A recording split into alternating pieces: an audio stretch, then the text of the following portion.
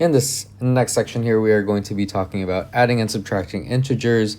I would recommend that you pause this first and copy this down, and then you can hit continue when you are done. So you can start pausing now.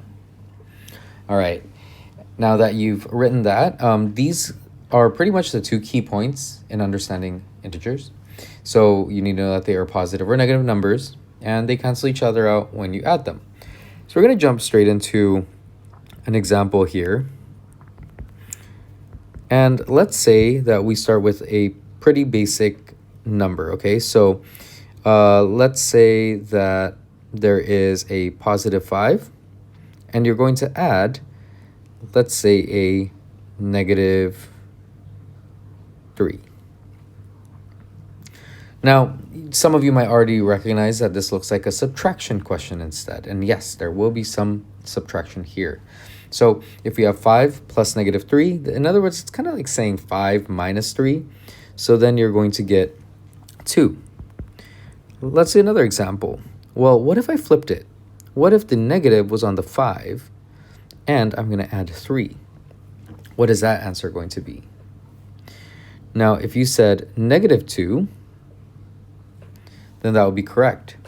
I'll give you the visualization in a bit, but before I jump into that, let's do 2 more examples. What if I had positive 5 plus positive 3? Now, you might already know that that's 8, so I'm just going to give the answer there. And so this leads to the final answer. Negative 5 plus negative 3. Now what do we get? And if you're following your instincts and you're saying, well, they're both negative, so it's probably kind of like the positive. So it should be negative, and there's going to be negative 8. And then you would be correct. All right, so the general rule. So let's use some rules.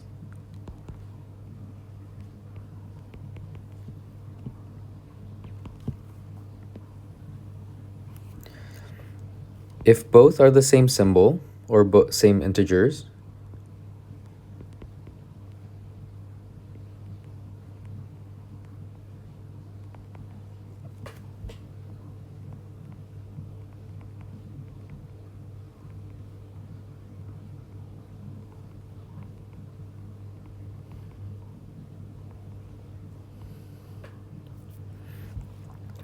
add them together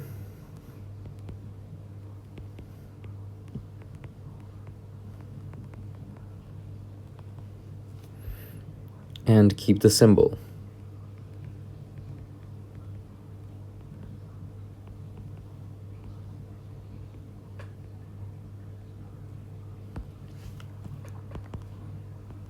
If both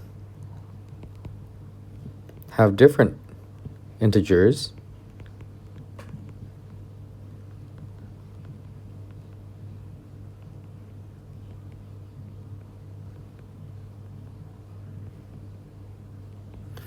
now we take a look at the example here where they were different integers. So I'm going to use another color just so you could visualize it, but you don't have to copy this part. So for example, here, the first 2 examples we had, you see that you don't add them, but instead you do bigger number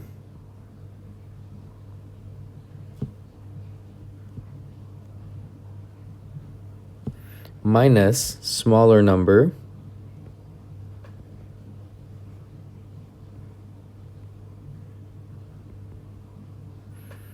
and use the symbol or the integer of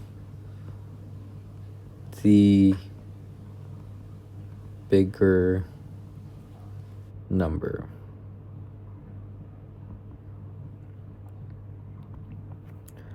Now, if you have multiple numbers, then what you can do is you can keep those, you could just do it 2 at a time, keep applying this rule, just go from the first 2 numbers, go to the next number, and so on and so forth.